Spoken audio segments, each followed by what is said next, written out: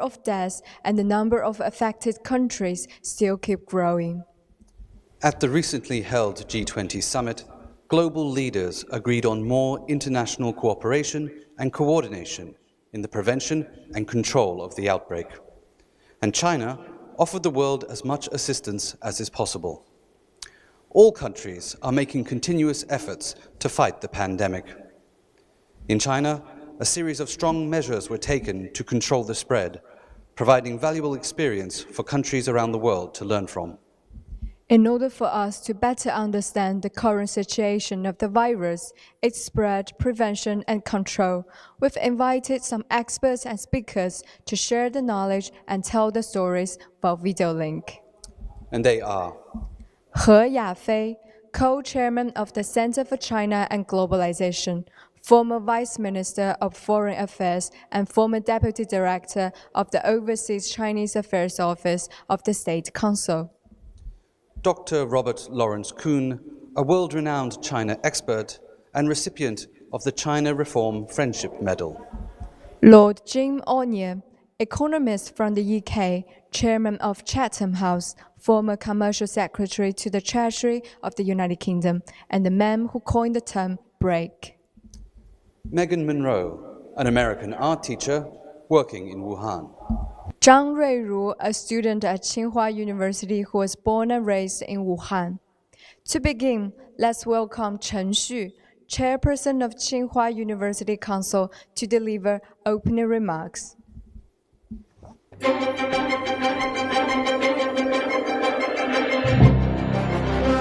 Distinguished guests, friends, on behalf of Tsinghua University, it's an honor to welcome you to Vision China, co-hosted by Tsinghua and China Daily. This event brings together experts, scholars, and students to discuss topics of global significance. Public health security is a common challenge facing all countries, and COVID-19 is the common enemy of all mankind. Almost 200 countries and regions are battling hard against the pandemic.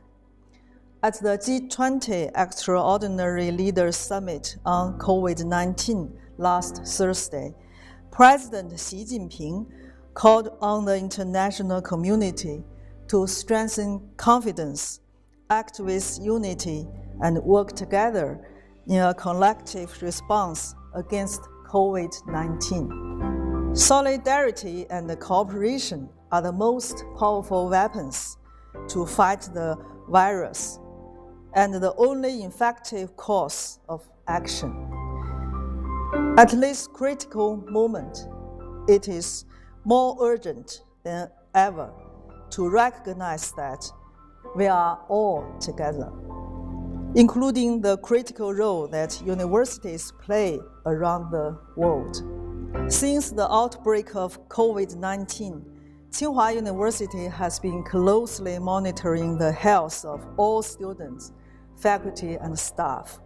Strict prevention and control measures have been implemented across the campus in line with the government's response plan. Tsinghua is the first university to transfer all courses online.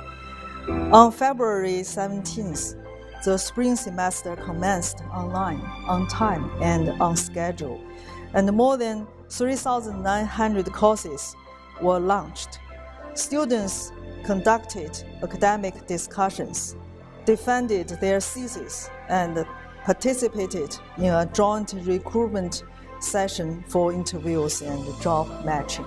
Currently, more than 1,600 Tsinghua teachers and students are still in Hubei province, and more than 3,000 in various places across the world. Despite the dislocation and disruption that the pandemic has caused, we connected through technology. Our hearts gather in solidarity and confidence that the battle will be won. On March 2nd, President Xi visited Tsinghua University and emphasized the importance of scientific research in the battle against the pandemic. He stressed that we must insist on asking for answers and methods from science. Tsinghua has made breakthroughs on antibody and vaccine research and developed a test kit for fast and accurate diagnosis. In addition, we have provided open access to Tsinghua's drug discovery resources and platforms for global researchers. Tsinghua has shouldered additional responsibility by expanding its social and international engagement. Our affiliate hospitals have dispatched more than 100 medical workers to hospital and quarantine zones in Wuhan and Beijing. The university has shared online Kelong courses with 5 universities in Wuhan and other areas. Almost 2,000 massive open online courses are openly available to the general public. Over the past few weeks, Tsinghua has communicated with global partners, updating them on developments, and received nearly 80 replies, including those from Harvard University, Polytechnic de Milano, and Waseda University. They express their concerns, support, and good wishes. We highly appreciate all the care from global partners and also actively share experience, resources, and knowledge. For example, Tsinghua convened an online forum entitled University Combating COVID-19 last Friday, where 15 university representatives shared their experience and response to the crisis and explore collaborative efforts. We share a global community. We are all together. I would like to extend my gratitude to China Daily for illustrating the most dynamic and realistic reflections of China's fight against the pandemic. I thank all guest speakers and participants. I believe your active and insightful contributions will lead to more global unity and cooperation. Zhang Ruiru, our very own student from Wuhan, will be sharing her story with us today. In the face of the pandemic, we hear many powerful stories of young people like Ruiru. Witness the fortitude of youth and envision a brighter future. Thank you very much. Thank you, Ms. Chen. And now to deliver his opening remarks, China Daily publisher and editor-in-chief, Zhou Shuchun.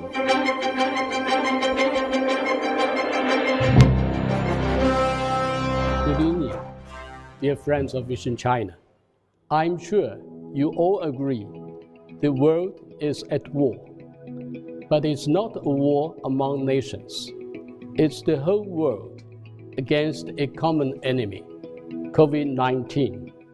As we fight the coronavirus, we can truly say we are all together.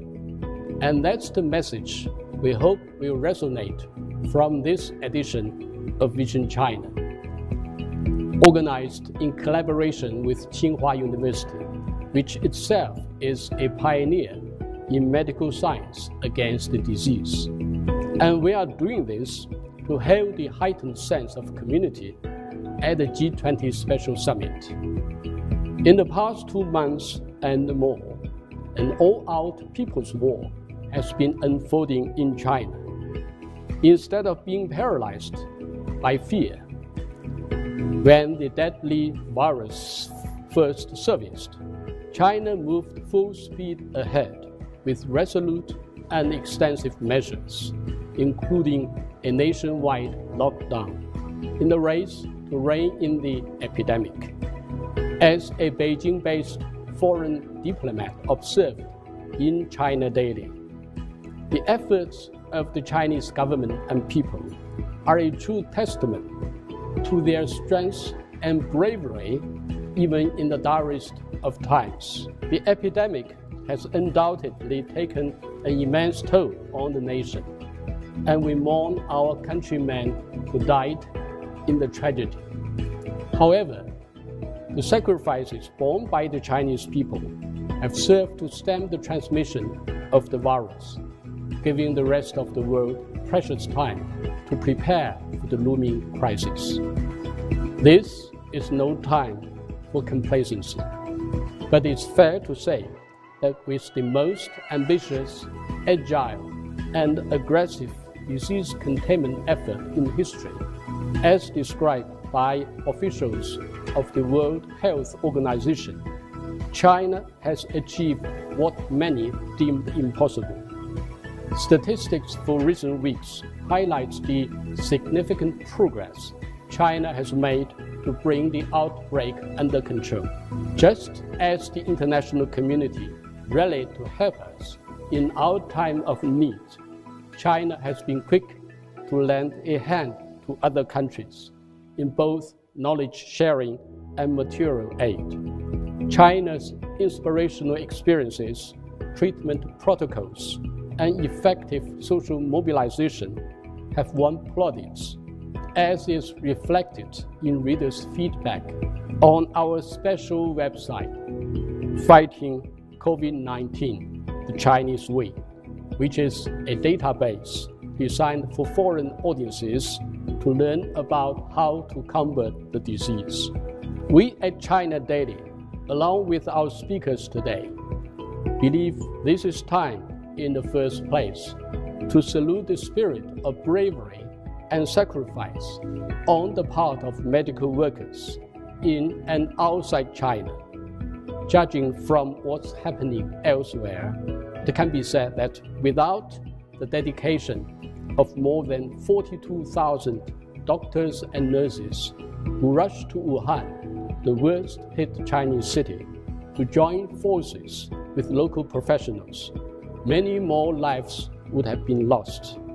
At this moment, their foreign pairs are fighting the same valiant fight to save lives in other parts of the world. This is a time for unity and solidarity. The fast-spreading pandemic has put all people in the same boat. We need to join hands and close ranks, and not to rock the boat with divisive behavior. The world must say no to any sort of political virus and transcend all possible differences to conquer our enemy. This is a time for reason and responsibility. The true nature and origin of this virus remain unknown. The only thing we know is that the virus respects no borders. A scientific attitude needs to prevail for the final victory. The world is wary and scornful of attempts at inciting xenophobia, discrimination, or stigmatization. A pandemic of such magnitude represents a litmus test for the integrity of global leadership. President Xi Jinping has stated, since the onset of the epidemic, that China upholds the concept of a community with a shared future for mankind and calls for all nations to unite in the building of a community of public health.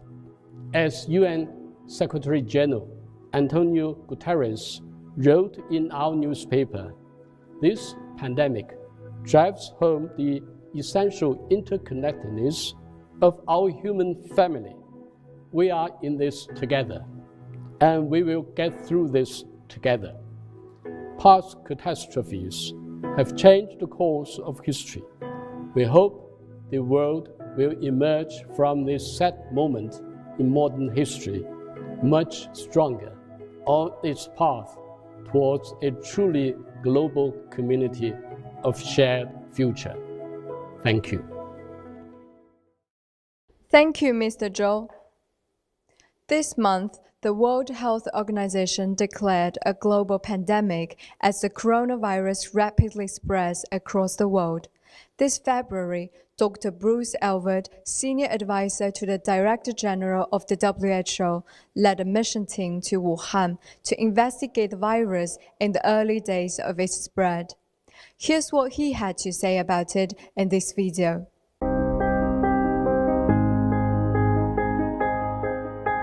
COVID-19 stands for Coronavirus Disease 2019 is what it stands for. And the intention with that name is to help people understand both when this disease arose, that it's a new coronavirus and that it actually causes disease in humans, and also to differentiate it from other ones like the ones that cause the SARS disease and other MERS disease that are caused by coronaviruses. And when we name diseases like this, we're very careful to try and avoid creating any kind of stigma and attaching it to a place or to a country or even to a person, because in the past sometimes diseases were named that way, but that doesn't help sometimes as you want to foster global understanding and cooperation. Well, my first impression when I landed, as I came out of the airplane into Beijing airport, I found this empty airport in a city of 20 million people, and it suddenly brought alive for me just a tremendous cost for the Chinese people, the Chinese economy, this terrible disease. Because when you walk into an airport like that, which is empty, it's a sudden and striking realization of what this disease can do to a country, to a capital city like Beijing. So that was very, very important. Even as I drove in from the city or from the airport, we saw the same thing. It took minutes to drive from the airport in Beijing when it normally takes hours. And that might be great for me for my quick visit, but it's not great for China. And so I was very, very concerned the moment I got off the plane. I was more concerned even than when I got on the plane, because suddenly realized the impact of this. I was never afraid of contracting the COVID-19 disease in China, because there are measures that you can take to protect yourself and you can be safe. You know, I washed my hands all the time while I was there. I wore a mask as I was requested by the government, by the public health officials, by the people. People wanted me to wear a mask, actually, not the government. And then, of course, the social distancing. In our meeting rooms, we were 1 meter or 2 meters away from each other. When we had lunch, we either ate in our hotel rooms alone, or else we ate on separate tables, even when we were at the CDC. So we maintained the social distance. We also knew what we should be looking for: fever, cough, not a cold or a runny nose. So we were well educated. But then we also made sure that in all of our travels, and I was in many, many places in China in those 2 weeks, we never came in direct contact with patients. We never came in direct contact with the contacts of patients. And we just followed all the good measures that were recommended by the government of China and the public health officials of China. Well, I think the important thing, masks play an important role in preventing COVID disease. The patients obviously have got to wear masks when they're in contact with people who don't have the disease. The health workers have to wear masks. And of course, probably for the contacts, it may be a good idea, because a certain proportion of them are going to become cases as well. The question then becomes the general population. And there it's always a balance. You're looking at the balance between how much of a difference it will do, but also the cost of wearing the mask, because you can have shortages which compromise getting them into the hands of people who really need them. But people often say to me, so was that a mistake in China, and did it make any difference? And I say, well, look, we have never before in history put masks on 1.4 billion people and looked at the effect. So this is something we have to study and learn from as we go forward. There were 3 big things we were interested in going to China, and for which we're so grateful for the invitation and for the initiative at the level of your president, President Xi Jinping, to have a team come. Our thinking in infectious diseases, these kind of viruses, they move so fast that using case finding contact tracing won't work. You need a vaccine or something else. And China proved through a disciplined, rigorous approach that you could actually turn it around with these measures. And we needed to study that and look at that and say, what's really going on? And so those were the 3 big things: severity, transmissibility, and impact of control measures, because that would help us inform and talk to the rest of the world as the disease spread. And while I was in China, the Chinese public health officials, they kept pushing this point with me, saying it has to be a tailored approach to the kind of transmission you have, how much disease, what the capacities are, etc. So that was a big message we took away. But the single biggest message I took away was speed. You have to find the cases quickly, and you have to get them isolated and their close contacts quarantined to be able to break this disease. So that was the first big message. Speed, speed, speed. And the second big message that I got was you can't get speed without your population. Your population has to understand the disease, understand how serious it is, and understand how to get family or loved ones or work colleagues tested if they think they have the disease. And China worked hard to remove the barriers. Remember, the government said, outside China, everybody thinks, insurance covers everybody, medical insurance, and they don't realize it's actually way more complicated than that. And but early in the outbreak, China's government said, look, when your insurance stops, the state steps in to cover the costs. And that's important to helping people know, if I get tested and I'm positive, I'm not going to go bankrupt or have a financial catastrophe. And that's another important message for the West. But the big ones were about speed and use your population, because that's your surveillance system. But you have to bring them with you to understand this. And when I was in China, I was so impressed by, the government did great things, but what really impressed me were the people of China. There was a sense of societal responsibility and sense of duty to play your part. And of course, some people aren't going to feel that way, but the overwhelming proportion did. And it was a striking and very, very special thing about China, and something that really touched me. So I think there were two things working for China in this outbreak. One very recent and one very ancient. You have a culture which goes back through centuries and eons almost, and over time, there's a wonderful sense of the importance of society as evolved in Chinese society, and in much of the East, of course. And it's quite different from the West, where individual rules and their society rules to a certain degree. So that's something which has happened over so many centuries. This wonderful culture has evolved, but at the same time, since the time of SARS, you have really strengthened the public health capacities in the country. So that culture, combined with the public health capacities that you had that understood how to deal with dangerous diseases like SARS, could then be mobilized very, very rapidly. So when you brought that public health expertise together with the population and some pretty strong leadership and big decision making from the people at the top, you had the combination you need to beat a virus and a disease like COVID-19. So one of the things we talk about in our report is China was sort of the first line of defense for international spread of this virus. And it did spread out of China, of course, but then China very, very rapidly got control of that situation, and we didn't see further spread out of Wuhan or out of China to the rest of the world. And then the second line of defense becomes those countries that then became infected next. And I think one of the great things of China was it was willing to share its experience, share what it learned with the rest of the world, very, very openly, very transparently in what we saw. Our mission was allowed to look at whatever we wanted. You can always be more transparent, people will say, but we saw enough to understand the fundamentals that we needed.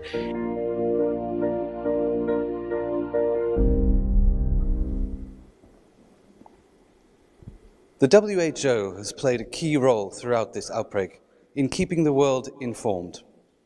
Now, a group of young people across the country have expressed their thoughts and concerns regarding the pandemic. Let's see what they had to say.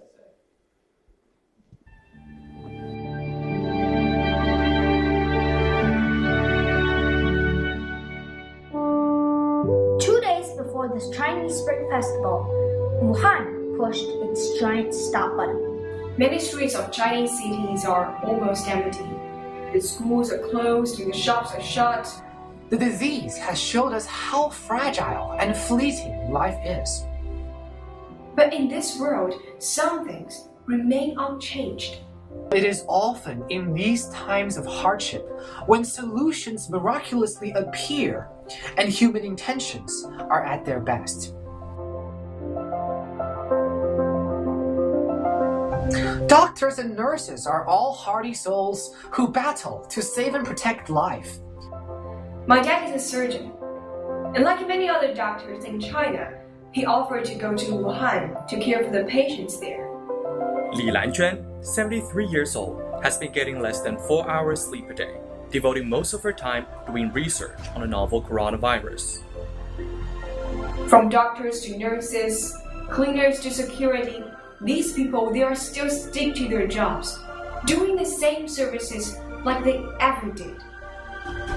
The reason why they are still dedicated is not a desire for confidence, but out of the willingness of duty. We must act together. Everybody was trying their best to pull the city together. Even though the battle is not over yet, I'm sure the end is approaching. Spring is coming. Welcome to Wuhan to have hot dry noodles and enjoy the beautiful cherry blossom.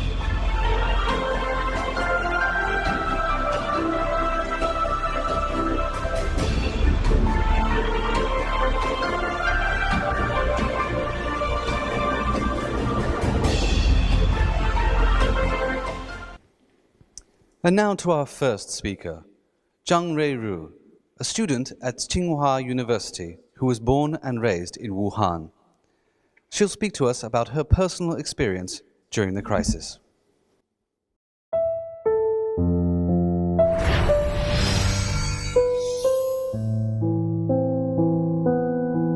I came back to Wuhan on January 10th, and within these 2 months, a lot of things happened. But now I can finally sit down and talk about it. I watched my dad close the door. It was a really cold night in that silence, and I was all alone at home.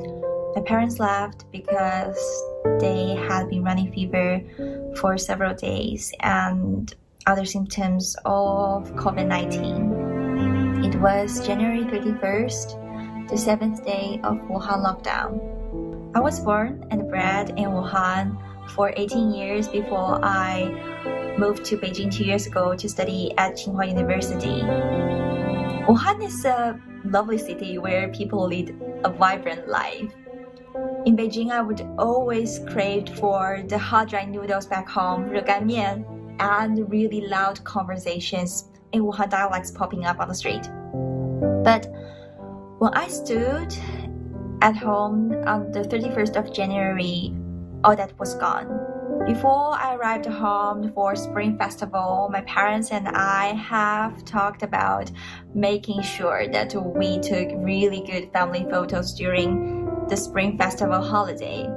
The virus we now know as COVID-19 is somehow fearsome, partly because it does not discriminate in who it infects. But that's only partly true. All the evidence suggests that it can be merciless to older people, so I was wondering whether my parents would make it and whether we would ever take that photos. When they left home, I cried whole night and I hardly got any sleep before I knew that they had settled down in the hospital. This was the first time in my life that I was all alone. But don't get me wrong, I can be really independent. I can cook, I can do the laundry, and of course, like any young Chinese people, I can buy things online. But I had no idea how to live without my parents. On their second day away, my parents called and asked me how I was. We talked using FaceTime, and the moment I saw my mom lying there with an oxygen mask and my dad could not talk without breathing heavily, I realized that I had to leave on my own. The responsibility for our family that lay on my parents' shoulders for years had now passed on to mine. The only thing I could do is to take care of myself and make sure that they wouldn't worry about me when they were having treatment. And this is also the first time that I realized how much I loved them. Over days and weeks, I discovered there are many others who had experiences similar to mine. About 2 weeks after my parents went into hospital, I came across fever and I had to go into quarantine and be put under medical observations for 14 days. Fortunately, my illness turned out due to bacterial infections, but not COVID-19.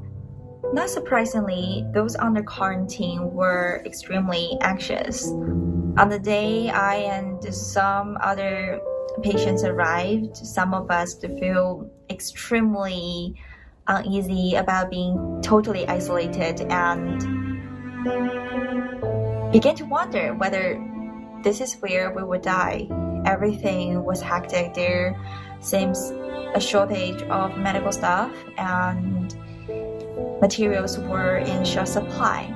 Even though the doctors and the nurses were covered from head to toe, I could see how tired they were when I looked into their bloodshot eyes. They would work a whole day preparing for new patients and seems incredibly apologetic for not having everything that was needed.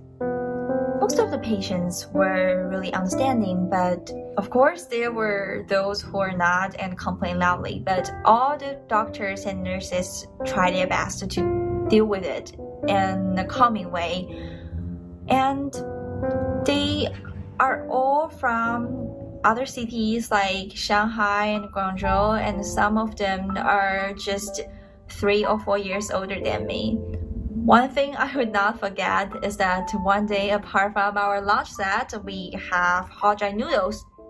I was extremely happy when I saw the hot dry noodles because for Wuhan people, hot dry noodles was an indispensable part of our daily life. But after the lockdown, we were not able to buy any and we miss it so much. Then I knew that it was a volunteer from Shenzhen who happened to know that we all loved hot dry noodles and prepared that for us. He hoped that this would make us feel at home. I'm sure that all these medical workers were exhausted, and I'm sure that they must have been afraid of being infected, but they did not show it.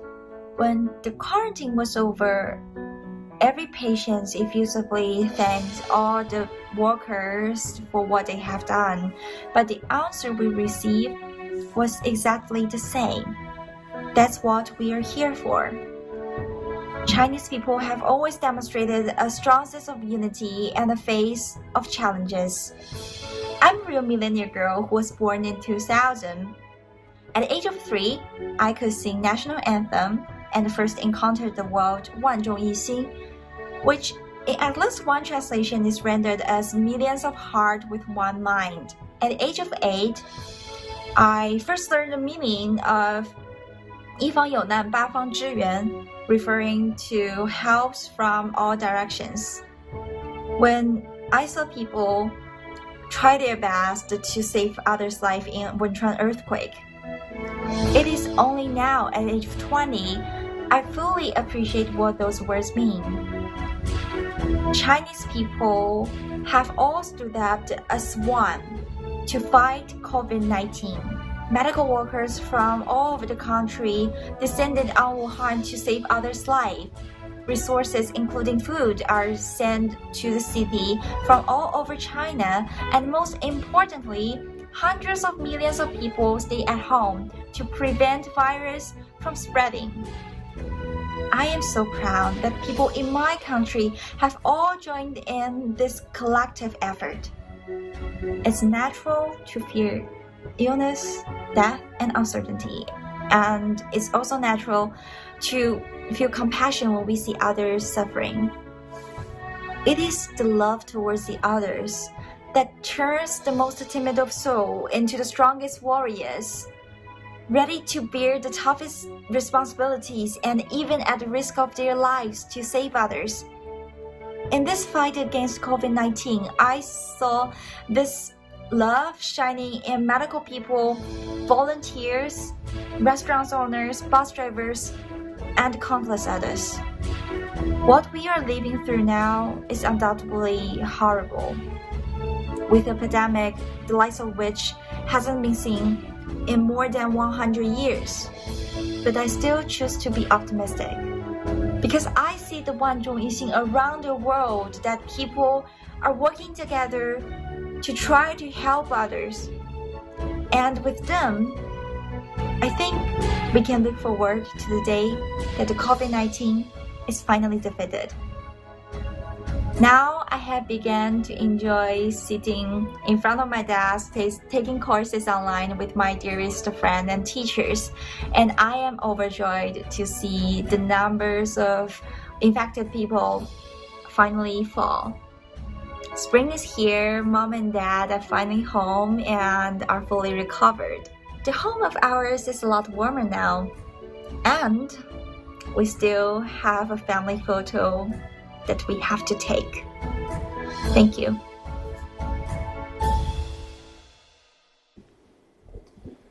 Everyone's experience during the outbreak will be different, but all of our lives will be affected in one way or another. Our next speaker is Megan Monroe, an art teacher from the United States who is working in Wuhan. She will tell us about life in the city during the quarantine period. But first, let's learn more about her via a short video.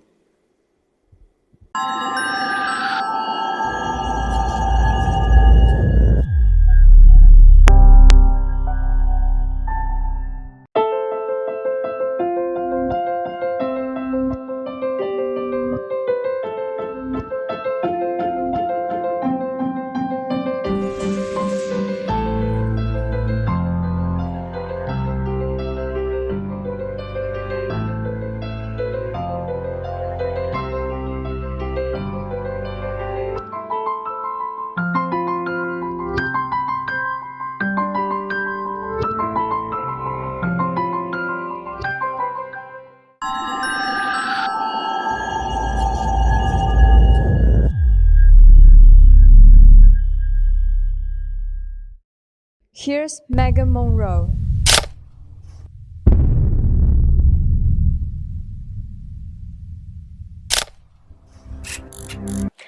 My name is Megan Monroe, and I have been in China for 98 days. We've been quarantined for 56 of those days, and I've been free for 42 of those days. I am part of a company called ProStage, and I am over here so that I can be a good role model for kids and eventually become a theater, dance, and public speech teacher. We got to work with the kids one-on-one and in person before, and now we've been working with students online. I'm going to tell you about what I'm doing here.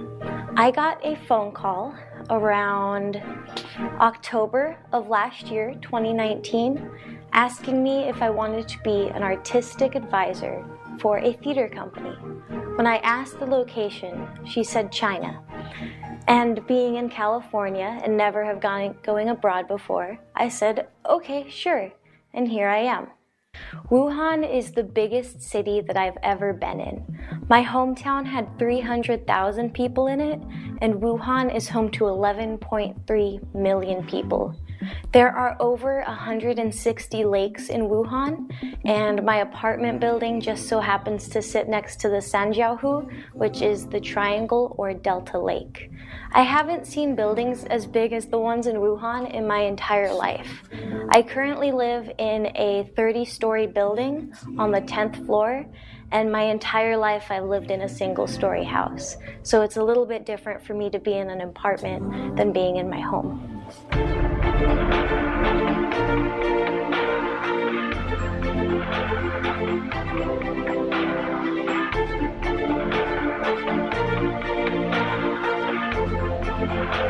In the beginning of the quarantine, I got in contact with the U.S. Embassy that's located in Beijing, and they called me back after a few days saying that they could help me with departure assistance so that I could get out of here.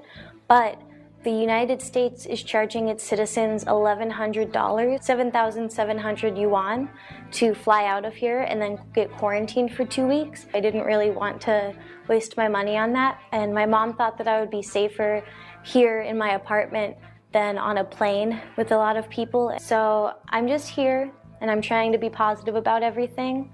And I wish I had gone home, but I'm glad that I didn't go home because I've been able to communicate with so many people and be a very real, open news source for everybody.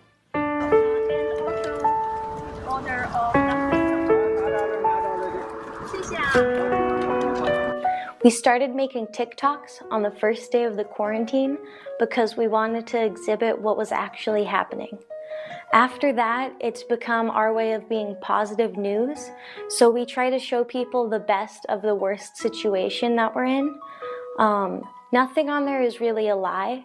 Everything's pretty honest because I'm a pretty positive person anyways, and I just want to spread that positivity to people all around the world who are dealing with the same thing. As far as TikTok goes, that's not the platform that I would have first thought to do for this kind of news, but it's been one of the most beneficial ones. There's a lot of positive comments on there. A lot of people are telling me that I'm a hero, which I think is a little bit too far, but also I'm very gracious for that.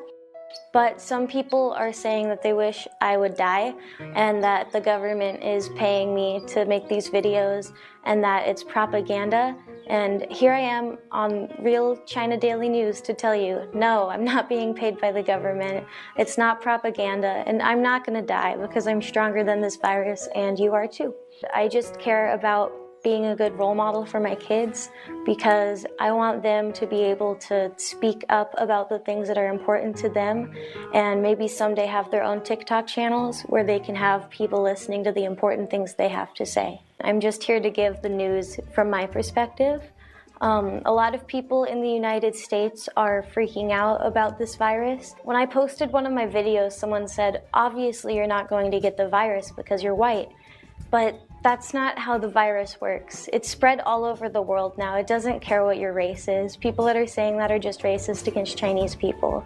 So I think that everyone just needs to take a step back and meet each other in the middle so that we can mitigate all of the negative effects that have been coming from this.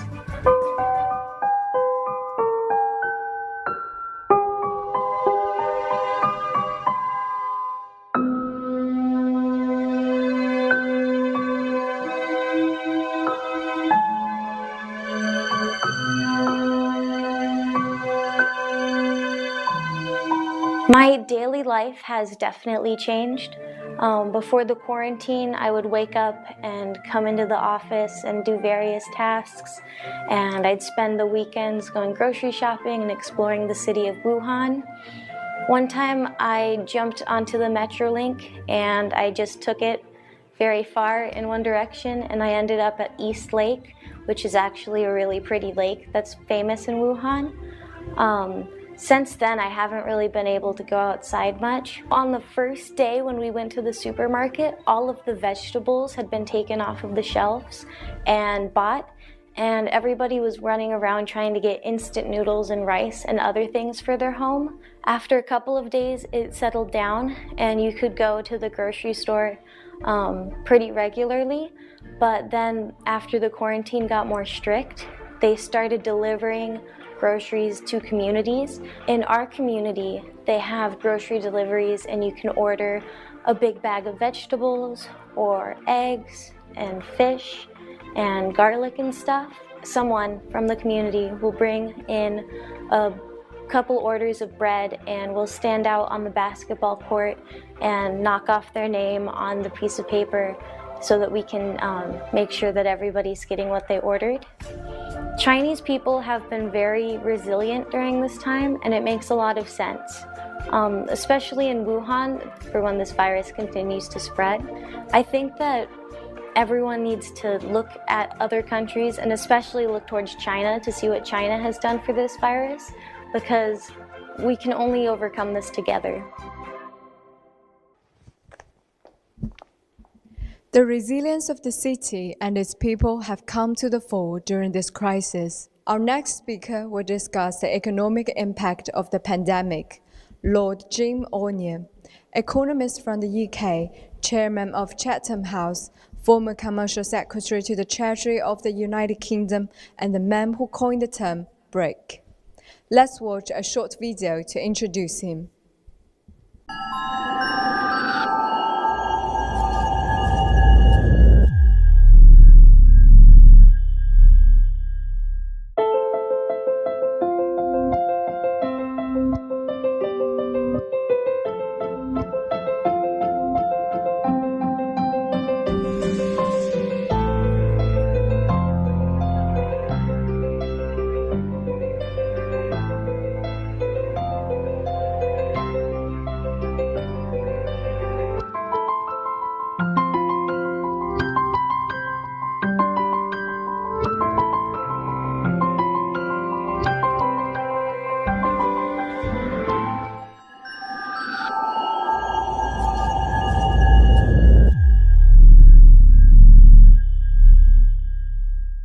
Here's Jim O'Neill.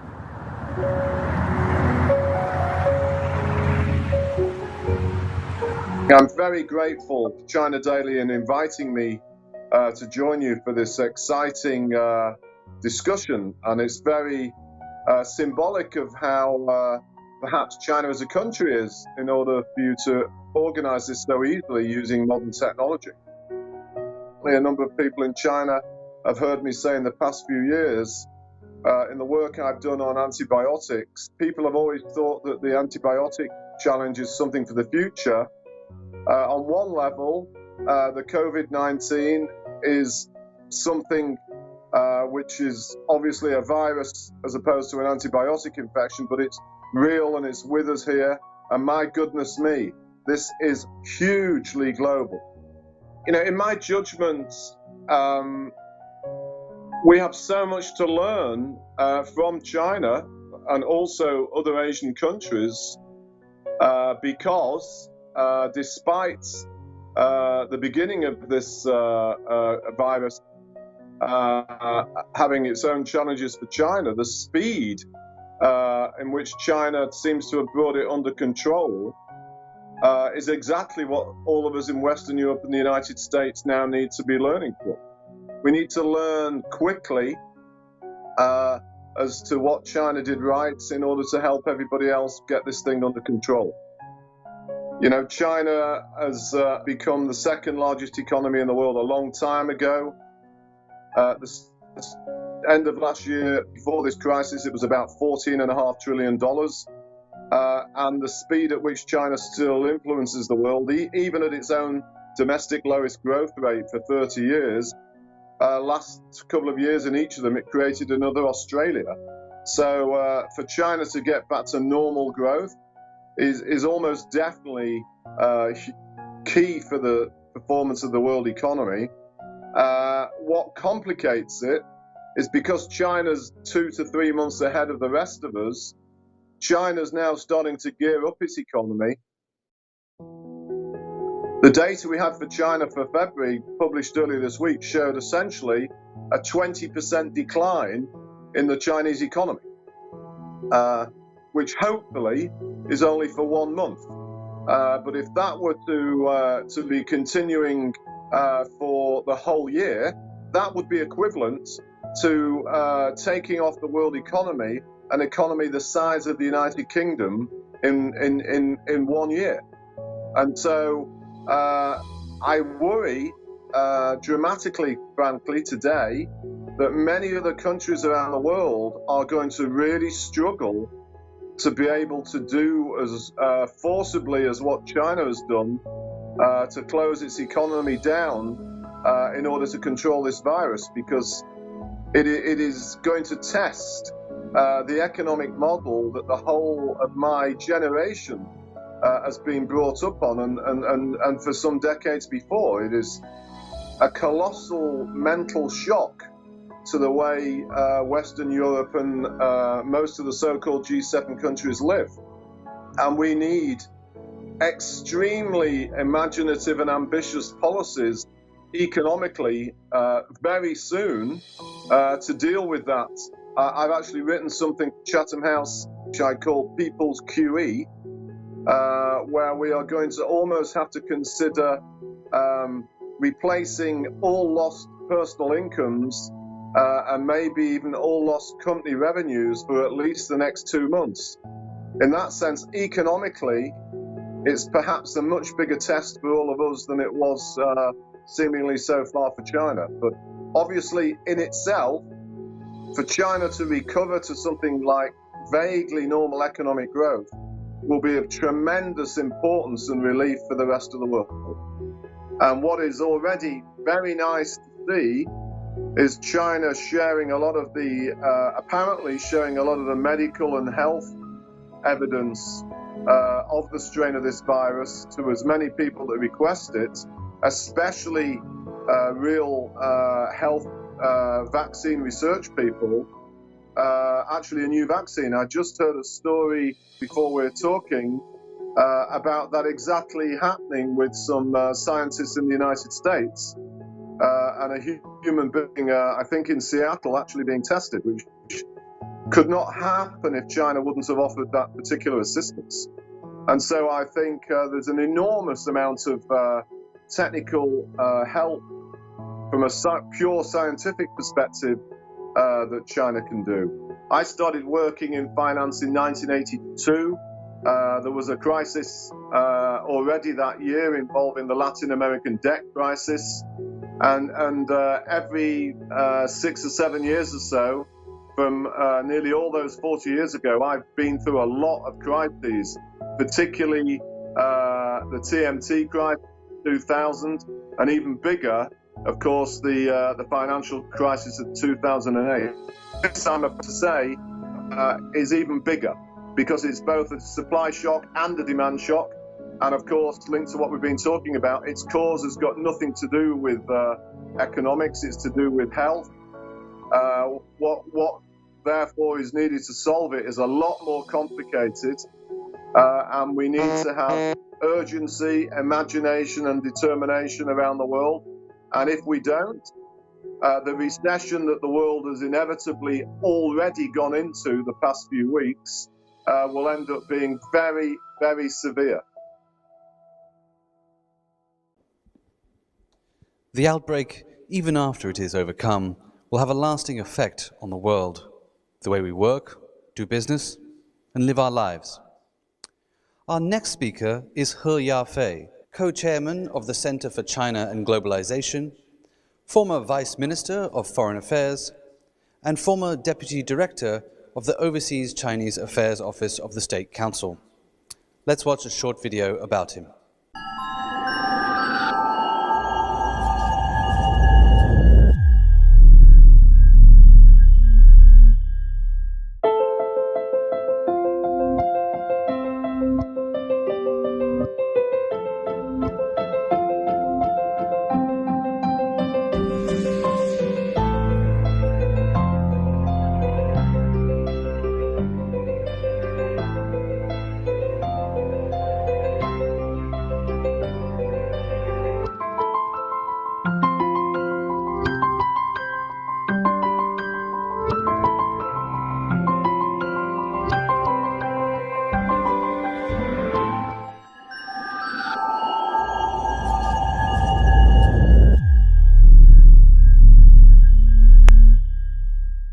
Here's Yafei.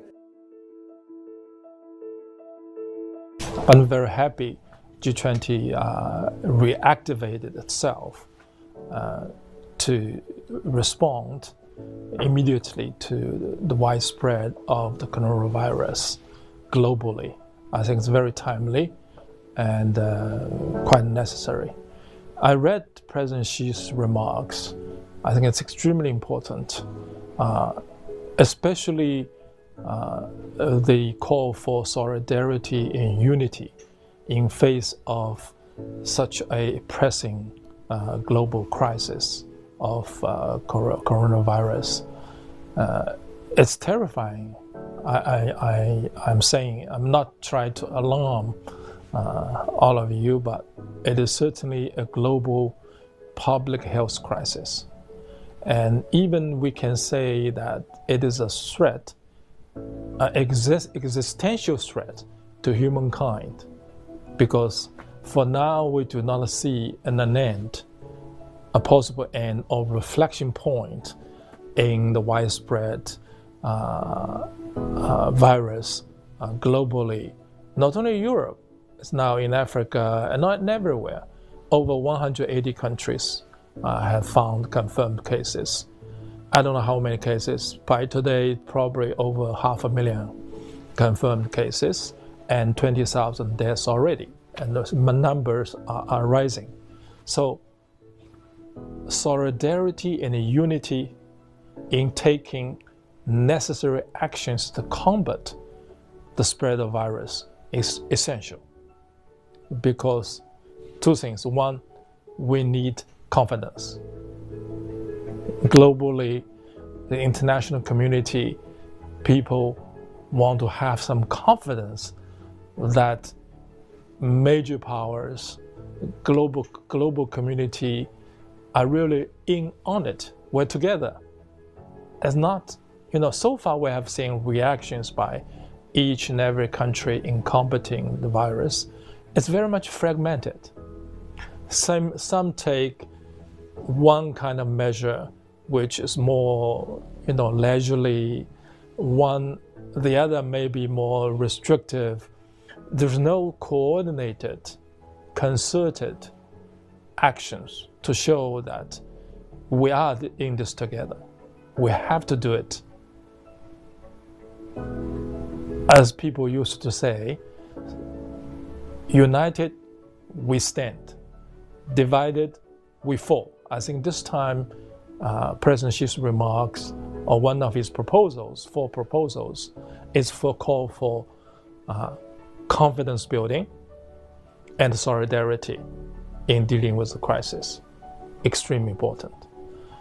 Secondly, his call for consultation of macro policies among G20 members or major economies, and by extension, international organizations, regional organizations, etc., etc.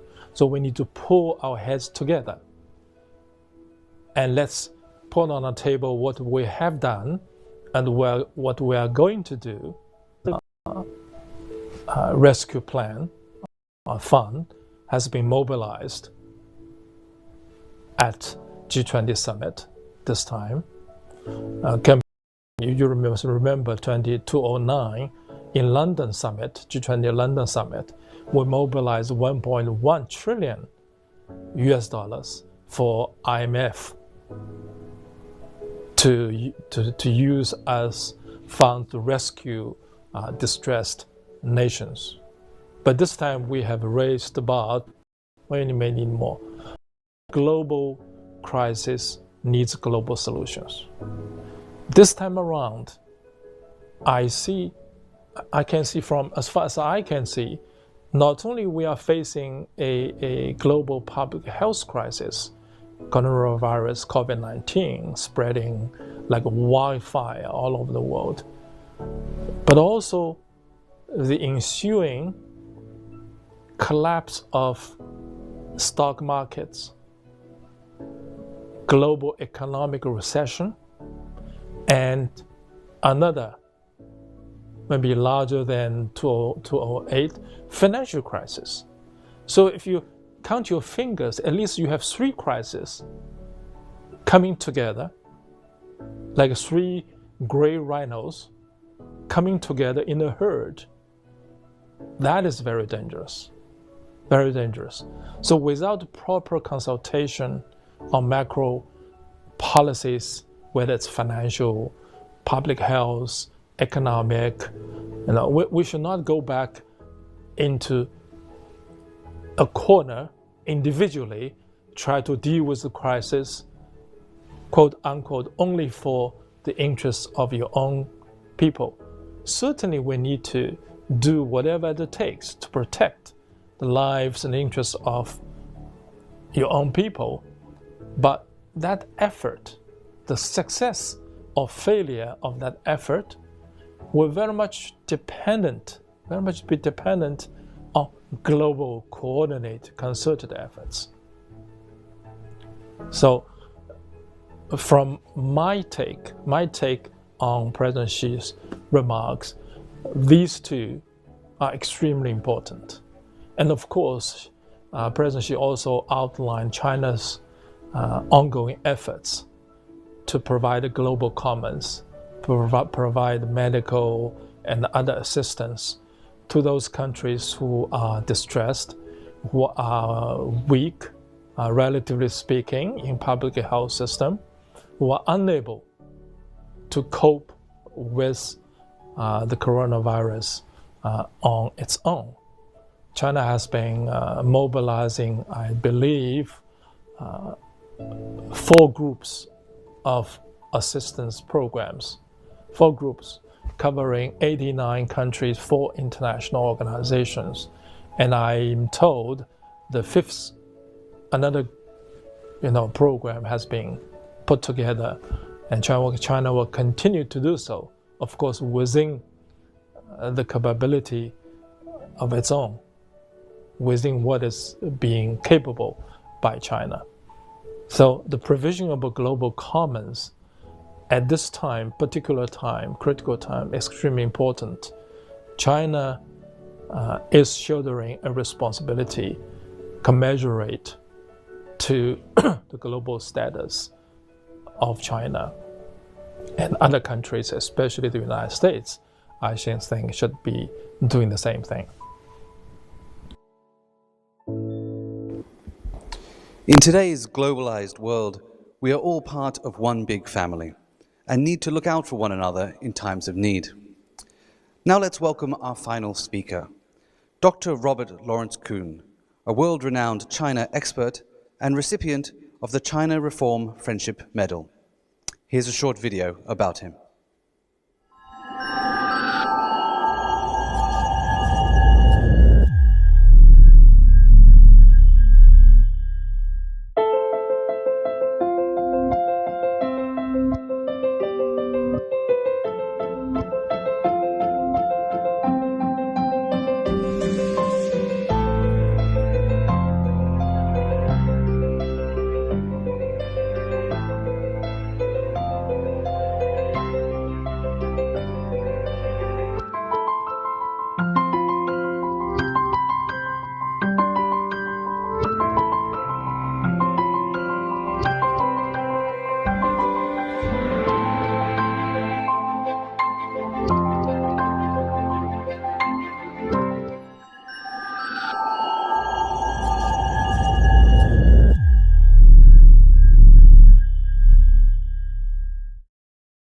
Here's Robert Lawrence Kuhn.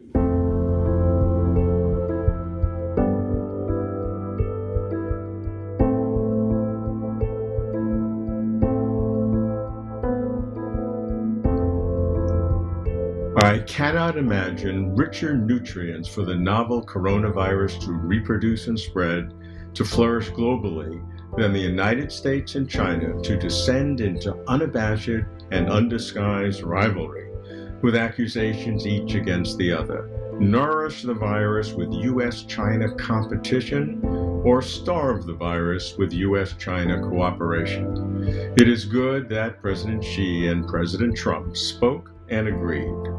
Never has such cooperation been needed more urgently to battle and contain the pandemic and to sustain and bolster the world economy. Containing the global pandemic, like bolstering the global economy, depends on U.S.-China cooperation. My 2 favorite countries have a choice. Either work together to fight the pandemic, developing drugs and vaccines to kill and stop COVID-19, or suffer an out-of-control global pandemic and a chain reaction cratering of the global economy. Truly, nations will fight the virus and collectively win, or fight each other and collectively lose. I take it seriously when the Standing Committee of the Politburo of the Communist Party of China, China's highest authority, called the epidemic a major test of China's system and capacity for governance. a phrase of such significance that in my 30 plus years of watching China, I do not recall the like. Let me explain why I was confident that China would overcome the epidemic. 3 reasons: China's commitment, China's competence, and readiness to change and improve. China's commitment to fight the coronavirus was exemplified by the country's astonishing mobilization to stop the spread. The government issued strict and resolute directives, and the whole country marched to this music. This is China's monumental whole-of-society commitment. China's mobilization is unprecedented in global health history. Nowhere could it work like it works in China. And the reason it works relates to how the party system works. It is the same commitment and mobilization that the party has been using to win the battle against poverty since around 2012, lifting the final 100 million poor people out of absolute poverty. China's competence to fight the virus is exemplified by the country's implementation of its commitment, locking down Wuhan, a metropolis of 11 million people, and other cities, perhaps 60 million people or more in Hubei province and other places, constructing hospitals of 1,000 beds, literally on green fields and literally in just days. House-to-house temperature checks, the party's grid management system of social control, postponing the return to work after the Lunar New Year break of hundreds of millions of travelers. China's readiness to change and improve is a critical part of its governance system. When I discuss the 5 or so primary reasons for China's remarkable development over the past 4 decades, I always include the party's willingness, albeit sometimes out of necessity, to admit and correct errors. I admire leadership's forthright acknowledgement of shortcomings and deficiencies. To stop the spread of virulent diseases, early action is essential. But how to develop an early warning system? The challenge is handling an avalanche of information from diverse public and private sources and of variegated and uncertain quality.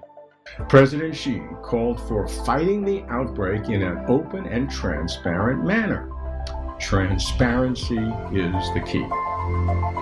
Apropos of the pandemic, President Xi's repeated call to build a community with a shared future for all humanity is a grand vision with multiple applications.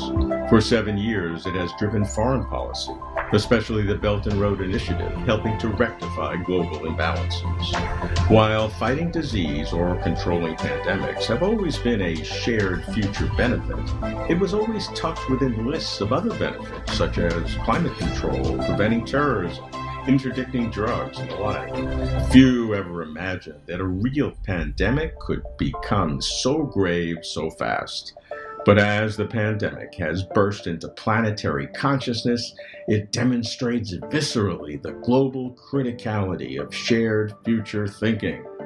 By sending battle-tested medical teams to countries suffering under the siege of contagion, China brings to bear experts with contemporary frontline epidemic experience. China's evolved know-how in fighting and containing the novel coronavirus, especially the selfless work of dedicated Chinese healthcare and logistics professionals, can enable other countries whose outbreaks occurred after China's to benefit from China's experience. There is a problem. Emotions worldwide are frayed, rubbed raw by the pandemic's daily life disruptions, with economic devastation threatening to exceed that of the 2008 global financial crisis. In this toxic psychological environment, when non-stop news, especially in social media, amplifies scurrilous, unsubstantiated rumors by insensitive officials or block-brained conspiracy theorists, attitudes harden and antagonisms ossify. Indigenous nationalism flares in vicious circles. It takes no cleverness to inflame feelings with glib rhetoric or political insults. Rational people must work together, not allow fringe invective to erode the capacity to fight a common enemy. Containment of the polemic will be more challenging than containment of the coronavirus. If so, Chinese views of America and American views of China are only going to deteriorate further to the detriment of all. Enlightened leadership should temper, not inflame, indigenous nationalism. We cannot allow mutual exhaustion to be our last hope. This is why the recent Xi-Trump phone call was so important. China's vision of a community with a shared future for humanity, exhorting all nations to act for the common good, fits our turbulent times. China's vision is a universal message shared by many cultures. China's challenge is to express the vision in language with which other cultures can identify and feel comfortable supporting. To be clear, read literally and without bias, a community with a shared future for humanity is a powerful exhortation that should benefit the world. This is why the phrase should be protected and enriched by also allowing other diverse English phrases to represent the original Chinese. The objective is to enable the global community to take collective ownership of the grand vision. Given the global pandemic, the global community must take collective ownership. What China seeks is what humanity seeks, especially with the pandemic, and it behooves people of goodwill everywhere to work together to transform rhetoric into reality. Future historians may well look upon China's fight against the coronavirus as a turning point in worldwide efforts to contain outbreaks of novel diseases and stop their spread, which globalization and ubiquitous air travel has made vital. History may well thank China for pioneering how to deal with virulent contagions in a globalized world. Thank you, Dr. Kuhn. This global issue isn't going to go away soon, but if we all pull together, follow the advice of experts, and look out for one another, we can at least play our part in slowing the spread and saving lives. And this brings us to the end of today's Vision China. We'd like to thank our insightful speakers and everybody watching online. The novel coronavirus is a battle that the world must take on together to ensure a prosperous and healthy shared future for mankind. For more details on the Chinese strategy and experience in the global fight against the epidemic, China Daily has launched Fighting COVID-19, the Chinese Way, a subsite focusing on the prevention and control methods used in the country. Yes, there you can find a whole host of information from recent discoveries to health tips, as well as details about traditional Chinese medicine. For the latest updates, you can visit www.chinadaily.com.cn, download the China Daily app, or follow China Daily on WeChat, Weibo, Facebook, or Twitter. Stay tuned for upcoming Vision China events where we'll be discussing and sharing key issues and opportunities for mutual development and understanding facing the China and the world. That's all from us. Thanks for watching. Goodbye.